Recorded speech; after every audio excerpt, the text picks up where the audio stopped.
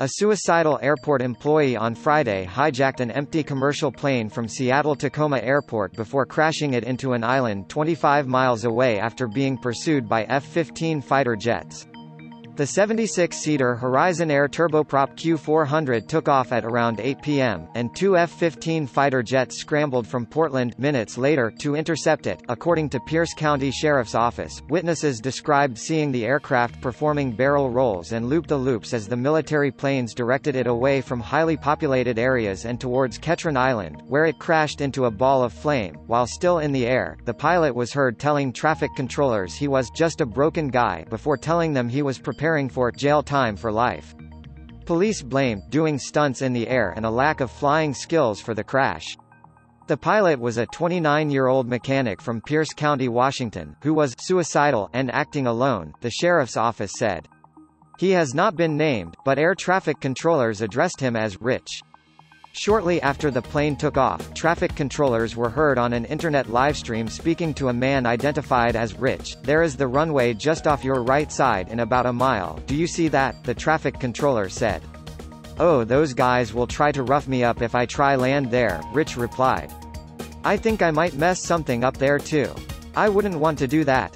"Oh, they probably have got anti-aircraft. They don't have any of that stuff. We are just trying to find you a place to land safely. Yeah, not quite ready to bring it down just yet, but holy smokes, I need to stop looking at the fuel, 'cause it's going down quick." "Okay, Rich, if you could you start a left-hand turn and we'll take you down to the southeast. This is probably jail time for life, huh?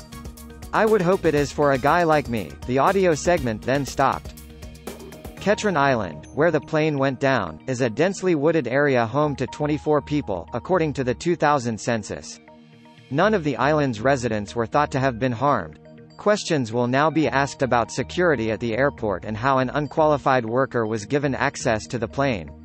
It's also unclear how he was able to take off unhindered. Seattle-Tacoma Airport said, an airline employee conducted an unauthorized takeoff without passengers at SeaTac. Aircraft has crashed in South Puget Sound. Normal operations at SeaTac Airport have resumed, Alaska Airlines said. "We are aware of an incident involving an unauthorized takeoff of a Horizon Air Q400.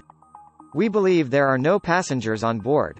More information as we learn more," the Federal Aviation Administration said. "We can't confirm anything at this time. We're trying to get accurate information about what is actually going on. Without confirming anything, a stolen aircraft would be a security issue. The FAA is not a security agency, although we work closely with other government agencies on security issues. The incident is now being investigated by the FBI and military. It is thought to be the first fatal incident in the U.S. involving a commercial airliner since 9/11. Horizon Air is part of Alaska Air Group and flies shorter routes throughout the U.S. West. DailyMail.com has contacted the airport for comment.